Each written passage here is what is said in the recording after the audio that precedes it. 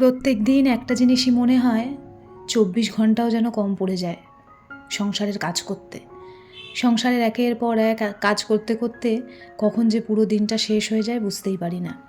কিন্তু কয়েকটা ছোট্ট কৌশল আর সঠিক প্ল্যানিং থাকলে কিন্তু খুব অল্প সময়ের মধ্যে অনেক কাজ চটপট করে শেষ করা যায়। আজকের ভিডিওতে আমি আপনাদের সঙ্গে সেইটাই শেয়ার করব, কিছু সহজ সরল টাইম সেভিং টিপস। নমস্কার সবাইকে, আমি মহুয়া। আবারও একটা নতুন ভিডিওতে আপনাদের সকলকে স্বাগত। আমার আজকের এই ভিডিওটা বিশেষ করে আমাদের মতন সেই সব মানুষদের জন্য যারা প্রতিদিন সংসারের হাজারো কাজ সামলাতে সামলাতে নিজের জন্য একটুও সময় পান না। অনেকেই ভাবেন ওরা অত তাড়াতাড়ি সব কাজ কিভাবে শেষ করে, আমি তো পারি না। সত্যি বলতে এর পেছনে কোনো ম্যাজিক নেই, কিন্তু আছে কিছু ছোট্ট ছোট্ট অভ্যেস আর সঠিক কিছু পরিকল্পনা। আজ আমি আপনাদের সঙ্গে শেয়ার করব আমার প্রতিদিনের কিছু সহজ কৌশল, যেগুলো মেনে চললে অল্প সময়ে কিন্তু অনেক কাজ করা যায় আর প্রত্যেকটা কাজ কিন্তু খুব তাড়াতাড়ি হয়ে যায়। প্রথমেই বলি, আমাদের দিনের শুরুটা কিন্তু আমাদের একটা প্ল্যানিং দিয়ে শুরু করতে হবে। আমি কিন্তু ঘুম থেকে উঠেই আগে মনে মনে ঠিক করে নিই আজকে কোন কাজটা আগে করব আর কোন কাজটা পরে। কারণ আমি একটা জিনিস মনে করি, সব কাজ একসঙ্গে শুরু করলে মাথায় কিন্তু চাপ বাড়ে, কিন্তু একটা ছোট্ট পরিকল্পনা করে নিলে কাজ অনেকটা সহজ হয়ে যায়। এক কাজ শেষ করে তারপরে অন্য কাজ যাওয়া উচিত। আসলে আমরা অনেক সময় একসঙ্গে অনেক কাজ করতে যাই, ফলে কোনো কাজই ঠিকমতো শেষ হয় না। আমি চেষ্টা করি একটা কাজ পুরো শেষ করে তারপর পরের কাজে হাত দিতে, এতে সময়ও বাঁচে, মনও শান্ত থাকে। কিন্তু এর আগে জানেন আমি এই জিনিসটা বুঝতাম না। একটা কাজ করতে করতে আবার অন্য একটা কাজ করতাম, আবার সেটাকে পুরোপুরি শেষ না করেই আবার একটা অন্য কাজে হাত দিতাম।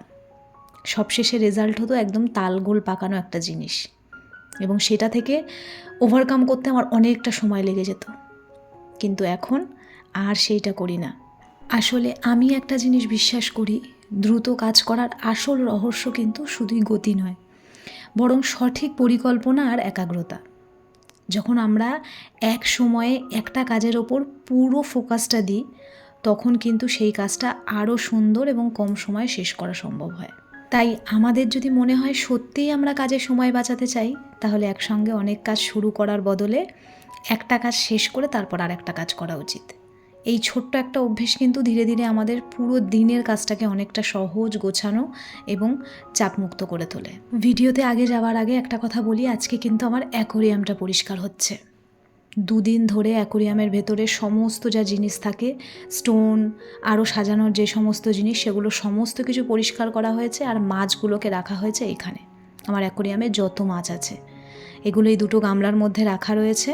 এখানে আসার পর এমনি ওপর থেকে অ্যাকোরিয়ামটা পরিষ্কার করা হতো, কিন্তু এই ডিপলি এখানে আসার পর এই প্রথমবার অ্যাকোরিয়ামটা পরিষ্কার করা হলো। যদিও এই ডিপার্টমেন্টটা আমার নয়, অ্যাকোরিয়ামের সমস্ত দিকটাই অজয় দেখাশোনা করে, আর আমি অতটা ভালো বুঝিও না। এরপরে অ্যাকোরিয়ামটা কিভাবে সাজানো হচ্ছে না হচ্ছে সবটাই কিন্তু আপনাদেরকে আমি এই ভিডিওতেই দেখাবো, আপনারা সঙ্গে থাকবেন। এই যে আমাদের প্রত্যেক দিন রান্নাবান্নার যে কাজটা থাকে, এই রান্নাবান্নার কাজেও কিন্তু আমরা অনেকে ভুল করে ফেলি। যে ভুলটা আমি করতাম সেটাই আপনাদের সঙ্গে শেয়ার করি। আগে আমি একটা সবজি কাটতাম, রান্না বসাতাম, আবার আর একটা কিছু সবজি কাটতাম, আবার মশলা করতাম, আবার রান্না করতাম। আমার কিন্তু অনেক ঝামেলা ফেস করতে হতো। কিন্তু এখন রান্নার আগে সব উপকরণ আমি একদম রেডি করে রাখি। রান্না শুরু করার আগে সবজি কেটে, মশলা বের করে, রান্নায় আজকে আমার কি কি মশলাগুলো লাগবে ফোড়নে সেইটা বার করে, নুন, হলুদ, জিরের গুঁড়ো, ধনের গুঁড়ো, মানে যাবতীয় যে রান্নার জিনিসগুলো, বা যেদিনকে আমার রান্নায় বাটা মশলার ঝামেলা থাকে, সমস্ত মশলা বেটে সমস্ত কিছু করে কিন্তু গুছিয়ে হাতের কাছে রেখে দিই। এতে রান্নার সময় বারবার কিছু খুঁজতে হয় না আর কাজ অনেকটা সহজ হয়। আগে আমি একটা তরকারির সবজি কেটে সেই সবজিটা বসাতাম, তারপর আবার সবজি কাটতাম, তারপর আবার ভাত বসাতাম, আবার মশলা করতাম। ভীষণ অসুবিধার মধ্যে পড়তে হতো। কিন্তু যে দেখুন, আজকে আমি যা যা জিনিস রান্না করব সমস্ত কিছু আগে কেটে গুছিয়ে নিচ্ছি। আর হ্যাঁ, গ্যাসে আমি আগের থাকতে ডালটা সেদ্ধ হতে বসিয়ে দিয়েছি আর ভাতটা বসিয়ে দিয়েছি, কারণ এই দুটো জিনিস হতে অনেকক্ষণ সময় লাগে।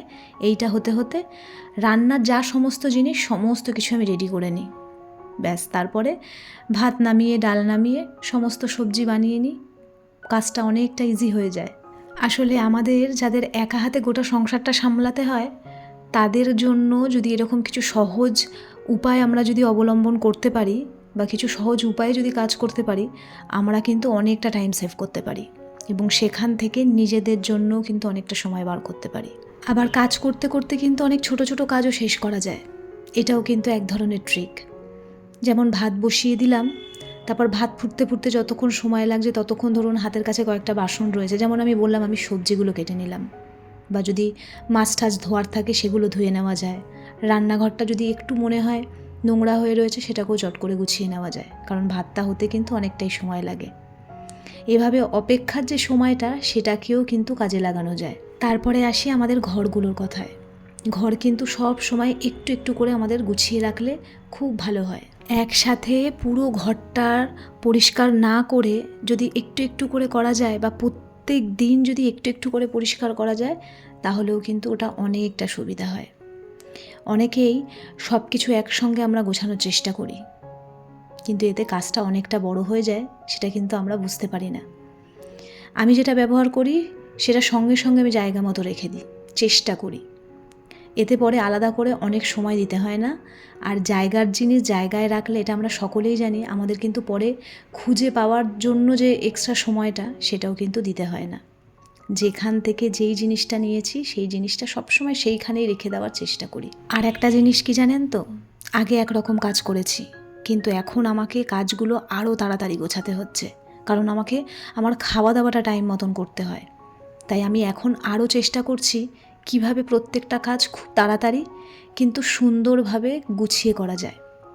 সেটা নিয়েও আমি চিন্তা করি যে কালকে আমি এই কাজটা কিভাবে করব, কতটুকু সময়ের মধ্যে করব, কিভাবে করব। এতদিন তো মা আমার কাছে ছিল, আমি মায়ের কাছে গিয়েছিলাম, রান্না বান্না ঘর পরিষ্কারের কোনো কিছুর বালাই ছিল না। কিন্তু এখন আবারও সমস্ত কিছু প্ল্যানিং করে সমস্ত কাজ করতে হচ্ছে। রান্নাবান্নাটাও সময় মতন সারতে হচ্ছে, নিজের মেডিসিন নেওয়া, নিজের যত্ন নেওয়াটাও সময় মতন করতে হচ্ছে, ঘর পরিষ্কারটাও করতে হচ্ছে। তবে হ্যাঁ, আমার জীবনের সবচেয়ে বড় শিক্ষা, আমি যেটা আগে ভাবতাম যে দ্রুত কাজ মানেই দৌড়ে দৌড়ে কাজ করা, কিন্তু এখন বুঝেছি দ্রুত কাজ করার আসল রহস্য হলো পরিকল্পনা, নিয়ম আর ছোট ছোট অভ্যেস। আর এই অভ্যেসগুলোই ধীরে ধীরে অনেক বড় পরিবর্তন নিয়ে আসে। তাহলে চলুন আবার অ্যাকোয়ারিয়ামের কাছে ফিরে যাই। অ্যাকোয়ারিয়ামে এখন যে সমস্ত ছোট ছোট স্টোন বা বড় বড় যে পাথরগুলো থাকে সেগুলো কিন্তু এখন ডেকোরেশনের কাজ চলছে। তারপরে এখন দেওয়া হচ্ছে জল। আরে দেখুন জল দেওয়ার পদ্ধতিটা, আসলে একেবারে জার উল্টে জল দিয়ে দিলে পাথরগুলো আবার এলোমেলো হয়ে যায়। এই যে এত সুন্দরভাবে সাজানো হয়েছে, এটা এখানকার পাথর ওখানে চলে যায়, তাই এইভাবে জল দেওয়া হলো। আর এখন দেওয়া হবে এই ওষুধটা। এটা ব্লু কালারের এক ধরনের মেডিসিন। যাদের বাড়িতে অ্যাকোয়ারিয়াম আছে তারা হয়তো এটার নাম জানবেন বা এর গুণাগুণ জানবেন। তো সেইটা এখন দিয়ে দেওয়া হলো, আর খানিকক্ষণের মধ্যেই কিন্তু জলটা পুরো ব্লু কালার হয়ে গেল। আর এই যে মাছগুলো ছাড়া হচ্ছে এটা কিন্তু সন্ধেবেলায়। সমস্ত মাছ যেগুলো আমি আপনাদেরকে সকালে দেখালাম গামলায় রয়েছে, দেখুন সব মাছগুলোকে ছাড়া হচ্ছে। এই ফ্ল্যাটে আসার পর যখন আমি প্রথম ভিডিও করতাম, তখন কেউ একজন আমাকে কমেন্ট করেছিল যে দিদিভাই তুমি অ্যাকোয়ারিয়ামটা কীভাবে পরিষ্কার করো সেটা দেখিও। আমার নামটা এখন তার মনে নেই। সে যদি এখনও আমার পরিবারের সঙ্গে যুক্ত থেকে থাকে তাহলে এই ভিডিওটা তার জন্য খুব হেল্পফুল হবে। অ্যাকোয়ারিয়ামটা নতুনভাবে সাজানোর পর আর মাছগুলো ছাড়ার পর, অ্যাকোয়ারিয়াম পরিষ্কার করার পর কিন্তু অ্যাকোয়ারিয়ামটা দেখতে খুবই সুন্দর লাগছে। আপনাদের কেমন লাগছে অবশ্যই জানাবেন। আজকের ভিডিওটা কিন্তু এখানেই শেষ করছি। ভিডিওটা কেমন লাগলো অবশ্যই জানাবেন। আপনাদের সঙ্গে আমার আবার পরের ভিডিওতে দেখা হবে।